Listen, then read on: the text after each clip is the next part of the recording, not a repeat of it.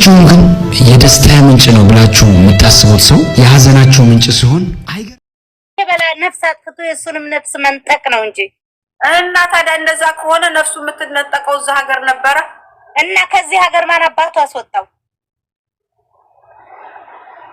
እንዴ? አሁን የመታማይ ለቆም ይነጥታል ቀልድ ነው እንዴ? አሚና የመናገር መዛዥ የለኝም። አታስለፍልፊኝ። ትላንትና አይን ያሁን አናደደኝ እንጂ ልሽመጋገሉ ስትይ ልሽመጋገል የለም። ትላንትና ተኝተሽ ነበር። አሁን ለምን ያናደድሻል? አንቺ አድረሽ ነው ነገር የሚገባሽ አይደለም። አዚዛዬ ለምን መሸመጋገል እኮ ነው የኔ ጥያቄ። ለምን ራያ እንዲህ ቀልድ የለም። አይገርምሽም? ባሏን የገደለውን የእናቷን ልጅ ወንድሟን አስገድላለች። እንግዳውስ መሆን ያለበት መሆን የነበረበት ራያ ቀልድ አይደለም ምናምን አይደለም። ይሄ መገዳደል የወንድነት የጀግንነት አራይ አርጋችሁ ይዛችሁት ከሆነ አግባብ አይደለም። መሆን የነበረበት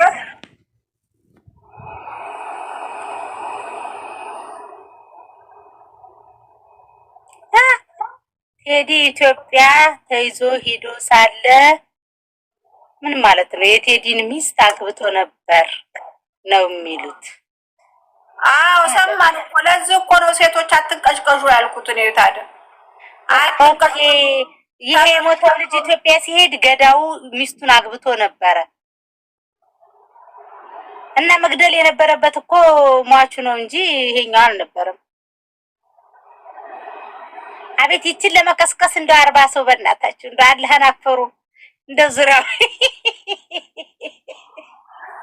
ኧረ ጉድ! እንደው እኮ እናንተው እንደው እኮ እንዴት ያለ ዳገባን እኮ አግብቶ ነበር በመሃል ሲመጣ ነው የተመለሱት። ስለዚህ ሚስት የነበረችውን ፎቶ ላኪልኝ በውስጥ አሰራባት አትብላ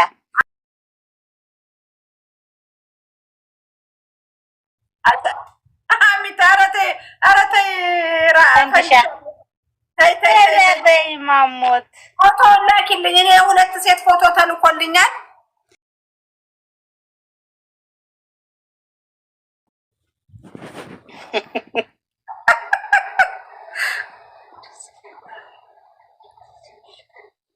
የራሳቸው ጉድ ስለሆነ ማለባበስ ፈልገዋል።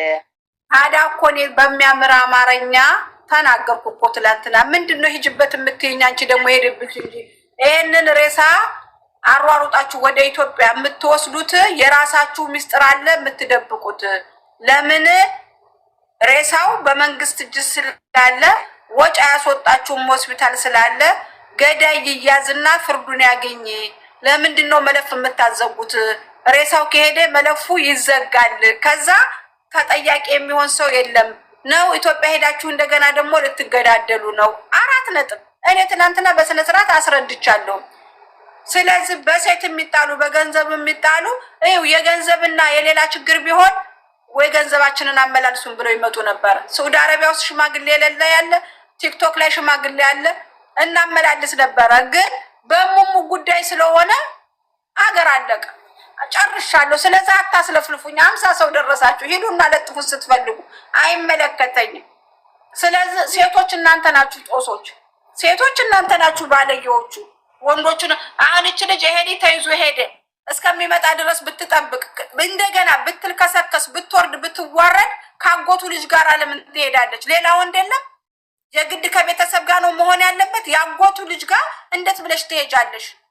ይሄ ራሱ የወረደ አስተሳሰብ ዝሙተኞች መሆንን ነው የሚገልጸው። ስለዚህ ለምን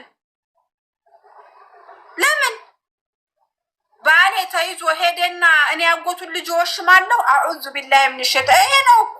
ከሃይማኖትም ውጭ ናችሁ፣ ከባህልም ውጭ ናችሁ። በምናኛኛ ቋንቋ እንደምናናግራችሁ አናውቅም። ጨርሰናል። ፈንድሻ አይደለም አዚዛ። አሁን ልጁስ ሞተ። የገዳው ሚስት እንደገና ሊያገባው ነው ወይ? የገደለው ሊያገባ ነው ወይ? ሊያገባት ነው የሟቹን ሚስት? እኔ አላውቅም ማሬ። ያግባትም ይፍታትም አልሙኝም በሴት ነው የተገዳደሉት ብለዋል። ይሄው በሴት ነው የተገዳደሉት ተረጋገጠ። ለዚህ ነው የእኛ ኢትዮጵያኖች የሆነ ጥፋት ሲጠፋ የሆነ ወንጀል ሲፈጠር ወደ ህግ ማንሄደው ደካማ ጎኑኛው ጋር ስላለ ነው። ያም ደግሞ ሚስቱ እንደከዳችሁ ሌላ ወንድ ጋር ከሄደችበት ከወንዱ ሚስቱ ያቺ ሴቲቱን ገርፎ ቢለቃት ተኩሶ ቢለቃት ይሻል ነበር፣ መቀጣጫ ቢያረጋት። ለምንድን ነው በመገዳደል የሚያስቡት?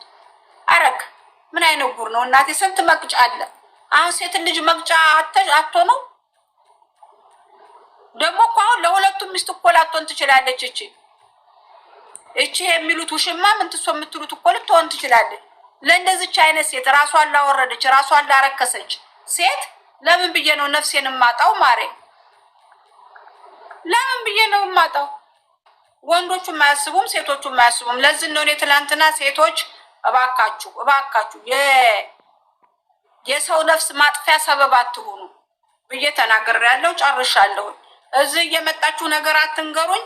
እኔ አያስችለኝም። እናት ነኝ እኔ፣ ጎረምሳ ልጅ አለኝ። እኔ ትላንትና የተናገርኩት አህላምን ገለዋን አጥቤ ድክም አለኝ።